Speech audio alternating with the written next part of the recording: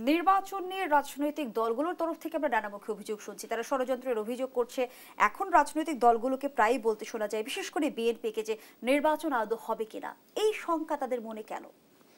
ধন্যবাদ। একটু আগে যিনি বলছিলেন যে আমি সংস্কার ইস্যু থেকে আসি, দেখেন কারা সংস্কার চাইছে, কিভাবে সংস্কার চাইছে, সংস্কারের মধ্যে কি কি আনতে চাইছে, এই বিষয়গুলোকে যদি একটু পুঙ্খানু বিশ্লেষণ করা যায় তাহলেই দেখতে পারবেন যে একটি পক্ষ অনির্বাচিত সরকারকে বা এই অন্তর্বর্তীকালীন সরকারকে ক্ষমতায় বসিয়ে রেখে তারা তাদের যত ধরনের লক্ষ্য আছে এবং অগণতান্ত্রিক লক্ষ্য, গণতান্ত্রিক লক্ষ্য না, সেগুলোকে অ্যাচিভ করতে চায়।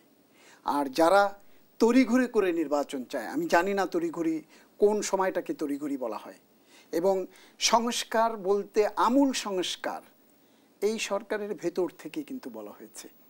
বিজ্ঞ যারা বিভিন্ন বিষয়ে বিভিন্ন সময়ে অনেক মেধার স্বাক্ষর রেখেছেন তাদের কর্মজীবনে, তাদের ভেতর থেকে বারবার বলা হয়েছে যত দ্রুত সম্ভব নির্বাচন দেয়া, এবং সেটির একটি রোডম্যাপও, ইনিশিয়াল রোডম্যাপ তারা বিভিন্ন সভা সেমিনারে বলেছেন। এবং সেখানটাতে কিন্তু তারা বলেছেন যে সংস্কার যেটি শহীদ ভাই বলছিলেন যে এটি দীর্ঘমেয়াদী প্রক্রিয়া। এখানে সরকার সংস্কার করবে, সংস্কারের তিনটি ধাপ, একটি হলো শর্ট টার্ম, একটি মিড টার্ম, একটি লং টার্ম।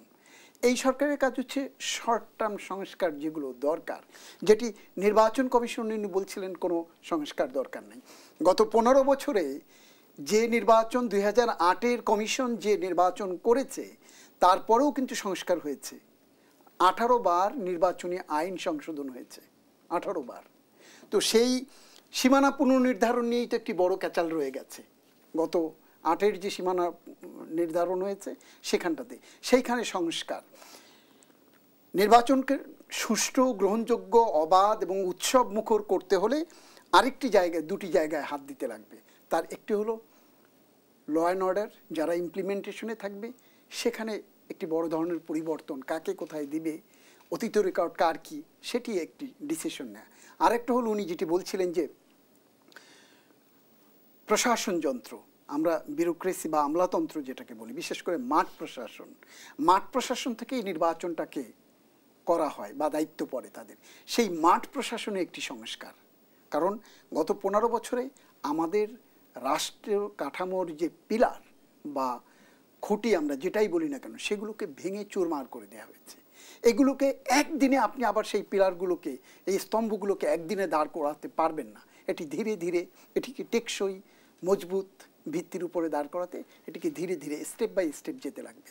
সেই জন্যই এখন যেটি দরকার, এই যেগুলো না হলেই নয়, যে কারণে যে নির্বাচনগুলো, আগের যে নির্বাচনগুলো প্রশ্নবিদ্ধ হয়েছে, সেই প্রশ্নবিদ্ধ যাতে না হয় সেটি হলো, সেই কাজগুলো করাই হলো শর্ট টার্মের কাজ, যেটি সরকারের মধ্য থেকে বলা হয়েছে আমরা স্বল্পমেয়াদী কাজগুলো করব, এবং নির্বাচিত সরকার এসে যে কাজগুলো করবে তার জন্য আমরা একটা ফুটপ্রিন্ট রেখে যাব।